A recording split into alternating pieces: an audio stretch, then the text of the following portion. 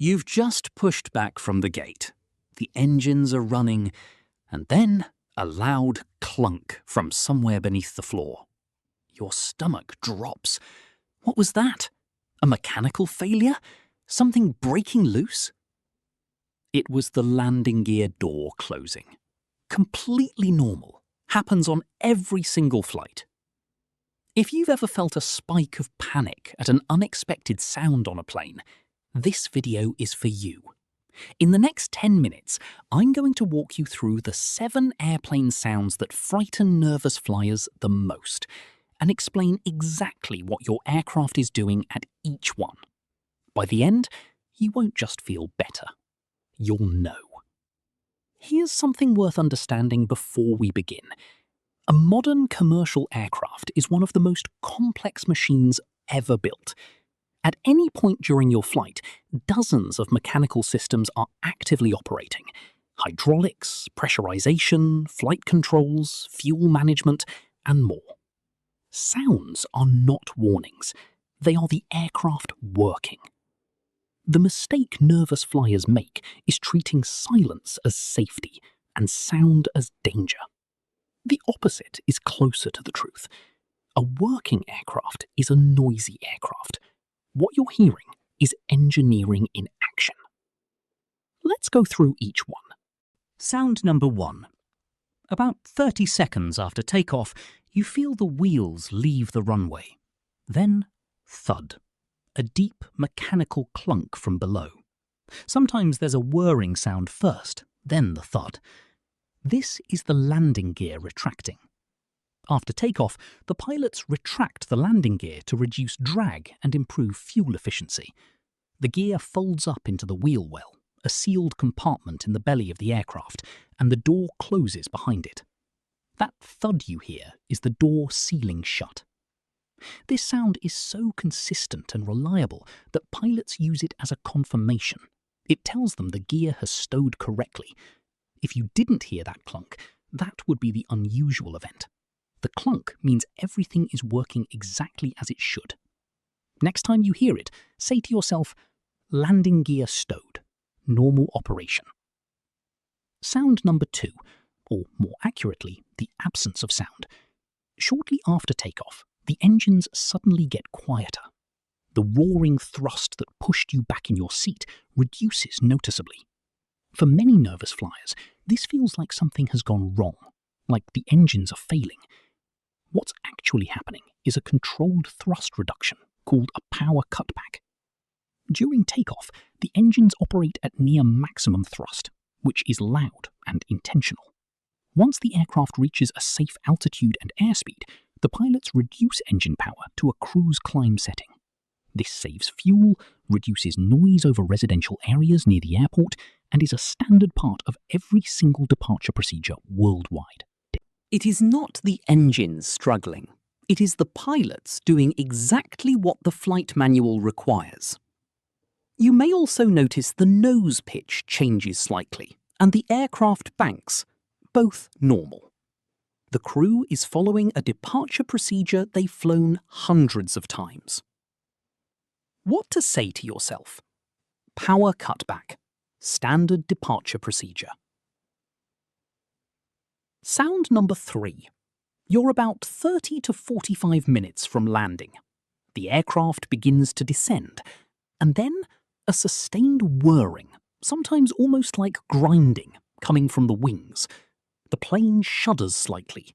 The nose pitches down. These are the flaps deploying. Flaps are large panels built into the trailing edge of the wings. During cruise, they sit flush against the wing to reduce drag. On approach to landing, the pilots extend them in stages, and each extension increases the wing's surface area and lift at lower speeds, allowing the aircraft to fly slowly enough to land safely. The sound you hear is hydraulic motors moving tons of metal through precisely engineered tracks. The shudder is aerodynamic, the aircraft adjusting to the changed wing shape. Both are completely normal and expected. You'll typically hear this in 2 or 3 stages as the flaps extend progressively. Some aircraft also deploy spoilers. panels on top of the wing that rise to reduce lift and increase drag.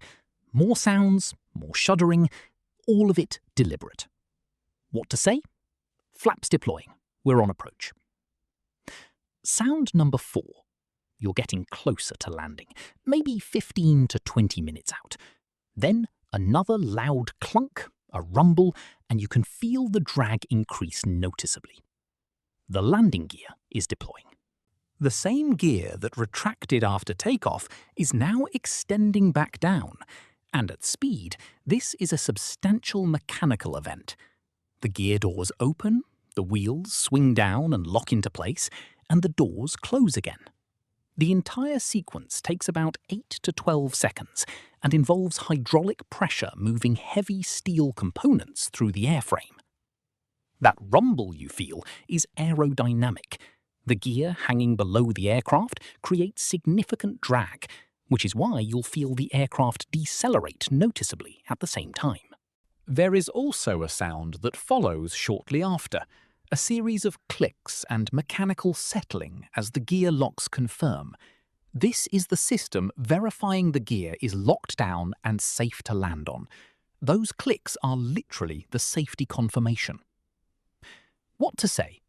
Landing gear down and locked. 15 minutes to landing.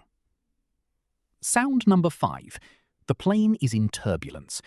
You already know intellectually that turbulence cannot bring down an aircraft. We covered the physics in last week's video. But what about the sound that comes with it? The bang, the creak, the groan from the airframe? These are the sounds of the aircraft doing its job. Modern aircraft are designed to flex, not just the wings, but the entire fuselage. That flex absorbs and distributes aerodynamic stress. When the airframe creaks or groans in turbulence, you are hearing the stress distribution system working. A rigid aircraft would crack. A flexible aircraft bends, absorbs, and continues. Anything loose in the cabin, overhead bin contents, galley trolleys, unsecured equipment, will also shift and rattle. This sounds alarming and feels structural. It is not. It's cargo and catering equipment. What to say? Aircraft flexing normally. Turbulence is being absorbed as designed. Sound number 6. During climb, or sometimes during descent, you notice a faint hiss, almost like air escaping somewhere. Your ears feel pressure, then they pop. This is the pressurisation system doing exactly what it was designed to do. Commercial aircraft fly at altitudes where the outside air pressure would be dangerously low for passengers. The pressurisation system continuously pumps conditioned air into the cabin and regulates the pressure to the equivalent of roughly 6,000 to 8,000 feet, comfortable for breathing throughout the flight. The hiss you hear is the outflow valve, a controlled opening in the aircraft's fuselage that releases cabin air to maintain precise pressure. It opens and closes automatically in response to changes in altitude. The ear popping is your eustachian tubes adjusting to the pressure change, the same thing that happens when you drive up a mountain road. There is no leak, no failure. The system is actively managing your environment. What to say? Pressurisation system running. Normal altitude adjustment. Sound number 7, and this one surprises almost everyone the first time they experience it. The wheels touch the runway, and then a sudden, aggressive roaring from the engines, far louder than anything you've heard during the flight. The aircraft shakes. Passengers who aren't expecting it sometimes grab the armrests. This is reverse thrust, and it is one of the most powerful safety systems on the aircraft. After touchdown, pilots deploy thrust reversers, panels that redirect engine exhaust forward rather than backward, using the engine's power to slow the aircraft instead of accelerate it. Combined with wheel brakes and spoilers, reverse thrust reduces the landing roll significantly, which is why modern aircraft can land on relatively short runways at high weights. The noise is dramatic. The engineering purpose is straightforward. Stop the aircraft quickly and safely. The roar reduces as the aircraft slows down, and by the time you reach taxi speed, The reversers retract and the engines return to idle. What to say? Reverse thrust. Braking system working perfectly. 7 sounds. 7 completely normal, engineered, expected mechanical events that have frightened nervous flyers for decades because nobody explained them. Here's the deeper point. Your amygdala responds to the unexpected. It doesn't assess whether something is dangerous. It assesses whether something is unfamiliar. An unexplained sound in an unfamiliar environment triggers the same alarm response as a genuine threat. That alarm feels identical whether the cause is a malfunctioning engine or a landing gear door. The antidote to that alarm response is not willpower. It is information. When you hear a sound and you know what it is, landing gear retracting, flaps deploying, reverse thrust activating, your prefrontal cortex has a counter-signal ready before the amygdala can take over. Name it. State the fact. The anxiety doesn't disappear immediately, but it loses its grip.